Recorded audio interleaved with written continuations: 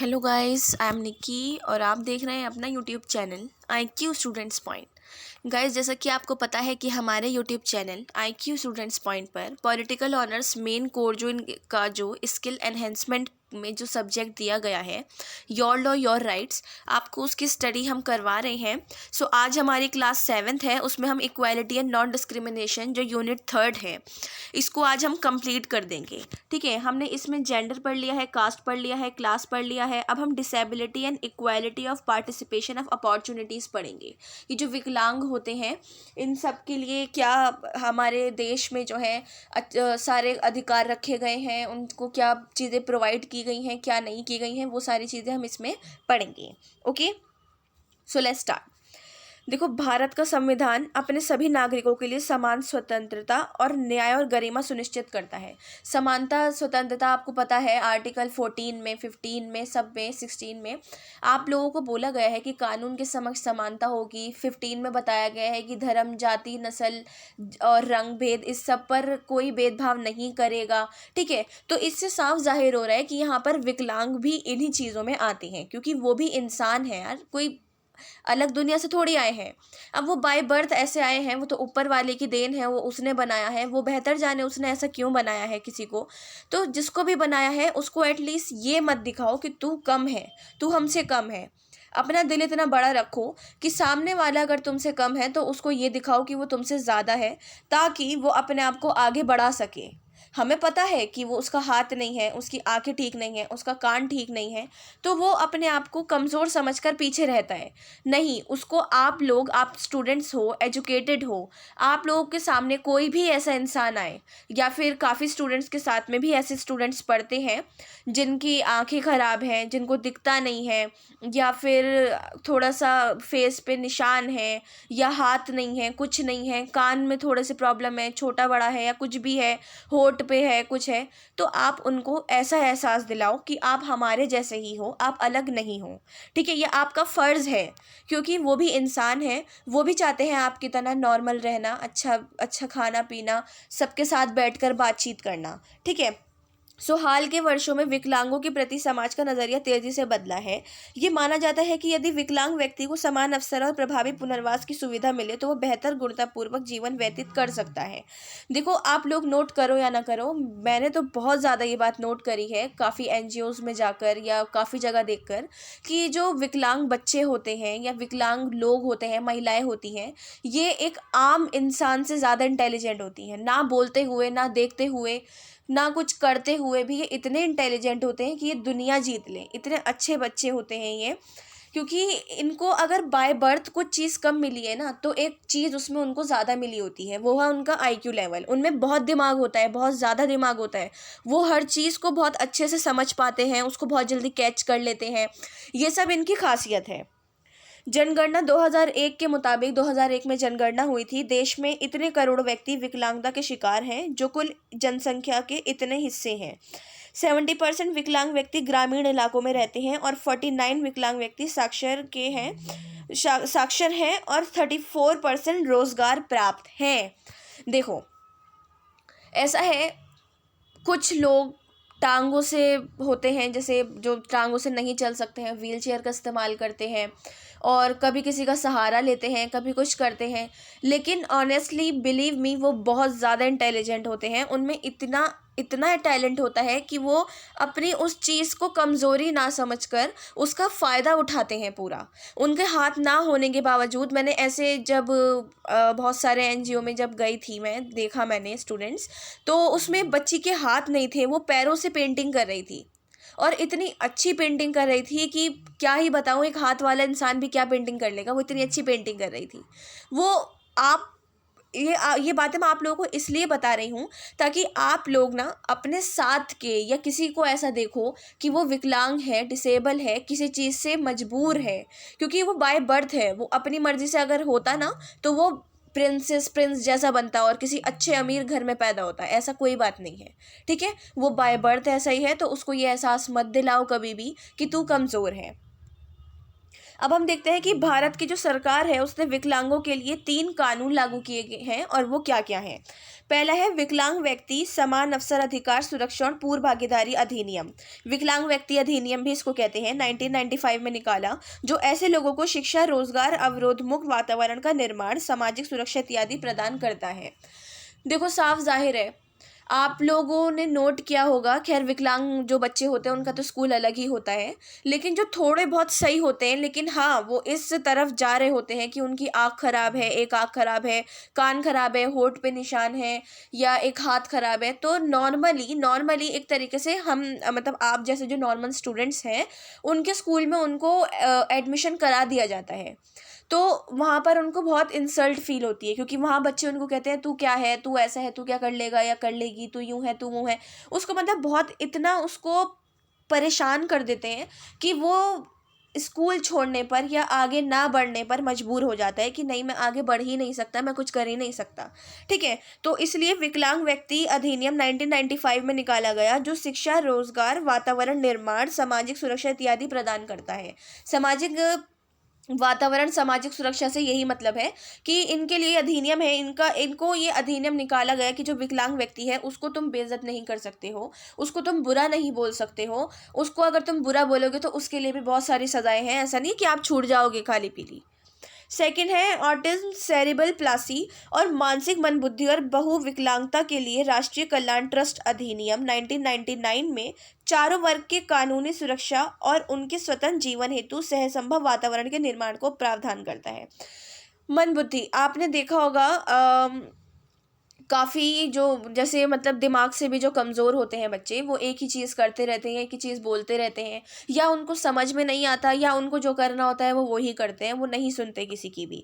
तो ऐसे बच्चों के लिए जो सेरेब्रल प्लासी, ये सब इन सब चीज़ों के जो ये बच्चे हैं, इन सबको इनके लिए एक ट्रस्ट अधिनियम 1999 में निकाला गया और उनके स्वतंत्र जीवन और सहसंभव वातावरण का निर्माण किया गया कि वो बिल्कुल स्वतंत्र जीवन जी सकते हैं। ये नहीं कि वो मंदबुद्धि है तो उसको कोई भी मार के चला गया, उसको कोई भी कुछ कह के चला गया, नहीं, ऐसा नहीं हो सकता। वो भी इंसान है, भले से उसमें वो मंदबुद्धि है, उसमें इतना दिमाग नहीं है कि वो लोगों की बातों को समझ सके या बोल सके, लेकिन उसके भी राइट्स हैं क्योंकि वो इंसान है। और ये मैं आपको इसकी ही क्लासेस में पीछे बता चुकी हूँ कि जब बच्चा पैदा होता है उसको तभी सारे राइट्स मिल जाते हैं, उसके फंडामेंटल राइट्स। ठीक है। थर्ड है भारतीय पुनर्वास परिषद अधिनियम 1992, पुनर्वास सेवाओं के लिए मानव बल विकास का प्रयास करते हैं। ठीक है। अब हम देखते हैं विकलांग व्यक्तियों के लिए शिक्षा। सामाजिक और आर्थिक सशक्तिकरण के लिए शिक्षा सबसे प्रभावी माध्यम है। अब देखो, आजकल के आप स्टूडेंट्स हो, आप खुद सोचो, अगर आप जाहिल होंगे, अंगूठा छाप होंगे, बिल्कुल आपको किसी चीज़ की समझ नहीं होगी, तो आप ऑनलाइन क्लासेस भी कैसे अटेंड करोगे? आपको पता ही नहीं होगा कि मुझे डालना क्या है, कहाँ डालना है, यूट्यूब पे डालूँ, गूगल पे डालूँ, व्हाट्सएप पे डालूँ, टेलीग्राम पे डालूँ, किसी को नहीं पता। तुम जाहिल होगे तो तुम्हें नहीं पता कि तुम्हें क्या कहाँ से देखना है। अब तुम्हें देखो, कहते हैं ना कि नकल के लिए भी अकल चाहिए होती है। अब समझ लो कि तुम पेपर कर रहे हो, तो तुम्हें उसको कुछ देखना है, उसमें कोई आंसर समझ में नहीं आ रहा है, तो तुम मतलब उसको नकल करने के लिए भी उसको देखोगे कि हाँ जी, मैं ये चीज़ गूगल पर से देख सकता हूँ या देख सकती हूँ, तो मुझे यहाँ से इसका आंसर मिल जाएगा।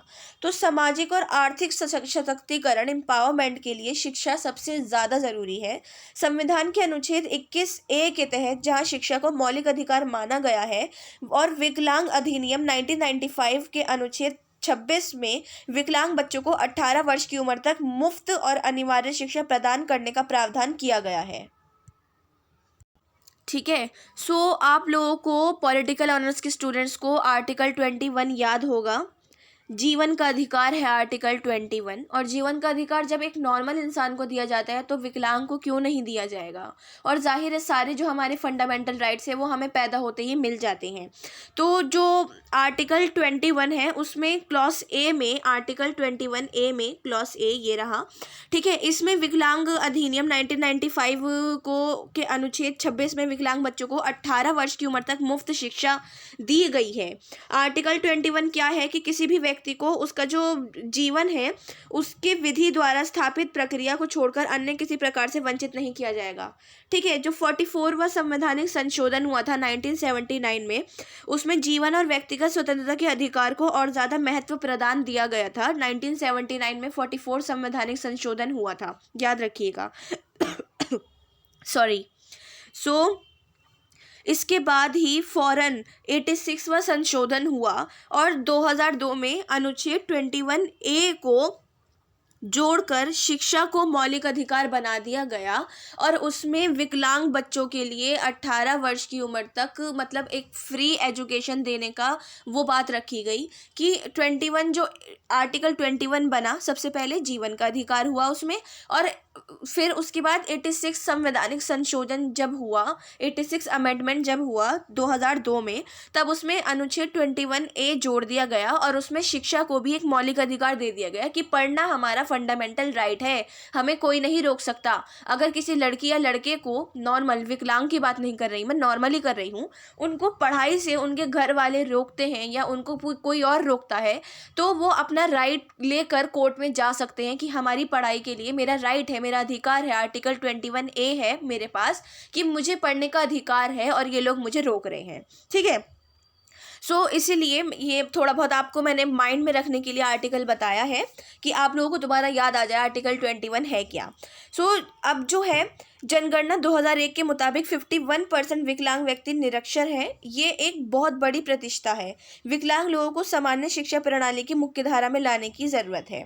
सरकार द्वारा चलाया गया सर्व शिक्षा अभियान का 8 वर्षों तक बच्चों की प्राथमिक स्कूलिंग प्रदान करने का लक्ष्य है, गोल है, जिसमें 6 से 14 वर्ष के बच्चे भी शामिल हैं। विकलांग बच्चों के लिए समेकित शिक्षा के तहत 15 से 18 वर्ष तक की उम्र में विकलांग बच्चों को मुफ्त शिक्षा प्रदान की जाएगी। ठीक है, आर्टिकल 21A में मैंने आपको पीछे बता दिया कि उसको जोड़ा गया शिक्षा के अधिकार में, और जो है 1995 में विकलांग अधिनियम जो आया उसमें 18 वर्ष के बच्चों को मुफ्त शिक्षा प्रदान की जाएगी। विकलांग व्यक्तियों को उच्च शिक्षा और व्यावसायिक पाठ्यक्रमों में दाखिला लेने के लिए विश्वविद्यालय, तकनीकी संस्थाएं और उच्च शिक्षा के अन्य संस्थानों में पहुंच प्रदान की गई है। ओके, अब हम देखते हैं विकलांग महिलाएं। जनगणना 2001 के मुताबिक देश में 93.01 लाख विकलांग महिलाएं हैं, जो कुछ विकलांग आबादी का इतना हिस्सा निर्मित करती हैं। विकलांग महिलाओं को शोषण और दुर्व्यवहार से बचाने की बहुत ज़्यादा ज़रूरत है। विकलांग महिलाओं की आवश्यकताओं को ध्यान में रखते हुए शिक्षा, रोजगार, अन्य पुनर्वास सेवाओं के विकास के लिए विशेष कार्यक्रम चलाए जाएंगे। देखो, जब मैंने देखा बहुत सारे NGO में, तो वहाँ पर बच्चे ही नहीं, वहाँ पर महिलाएं भी ऐसी थी जिनको दिखता नहीं है, जिनके पैर नहीं है, जिनका कान नहीं है, बट वो इतनी अच्छी सिलाई कर रही थी जैसे मतलब एक एक्सपर्ट बैठा हो। उनको सिर्फ एक बार मतलब हिंट देने की वो होती है कि हाँ जी वो कर लो, जैसे होता है ना उनकी लैंग्वेज वगैरह में, उस सब में। लेकिन मैं हैरान थी ये देख के कि वो देख नहीं सकती, बट वो इतनी अच्छी सिलाई कर रही, इतना अच्छा लिख रही, इतनी अच्छी पेंटिंग्स बना रही कि मैं खुद हैरान थी कि इनकी आंखें हैं भी या नहीं, मुझे खुद नहीं पता लग रहा। वो अपनी कमजोरी को दिखा ही नहीं रही थी। उनको एक मतलब होता है ना कभी कभार एक इशारे से भी, जस्ट लाइक आपका घर है, आप आंखें बंद करके भी घूम सकते हो अपने घर में कि हाँ मेरी ये जगह यहाँ पर है, मेरी जगह वहाँ पर है। तो ऐसा लग रहा था वो सेम वही कर रही हैं। उन लेडी को वो पता था कि उनको सुई कहाँ चलानी है, किस कपड़े पे किस जगह चलानी है। वो इतनी अच्छी तुरपाई कर रही थी, मैं बता नहीं सकती। इन्होंने जो गवर्नमेंट है उसने विकलांग बच्चों के साथ महिलाओं के लिए भी रोजगार, शिक्षा और उनके रहन सहन की जगह पर बहुत ज़्यादा ध्यान दिया है, क्योंकि विकलांग महिला शोषण और दुर्व्यवहार से बचाने की ज़रूरत है। ये बात इसलिए लिखी गई है। देखो, विकलांग महिला जो होती हैं अक्सर शोषण का जो है शिकार हो जाती हैं, मैक्सिमम सेक्सुअल हैरेसमेंट का, रेप का, या उनके साथ उनको मार दिया गया, उनको यूज़ करके कर दिया गया। ठीक है, इन सब चीज़ों का बहुत ज़्यादा शिकार हो जाती हैं। उस सब के लिए भी इन्होंने अधिनियम बहुत सारे बना रखे हैं। विशेष शिक्षा और व्यावसायिक परीक्षा सुविधाओं की स्थापना की जाएगी।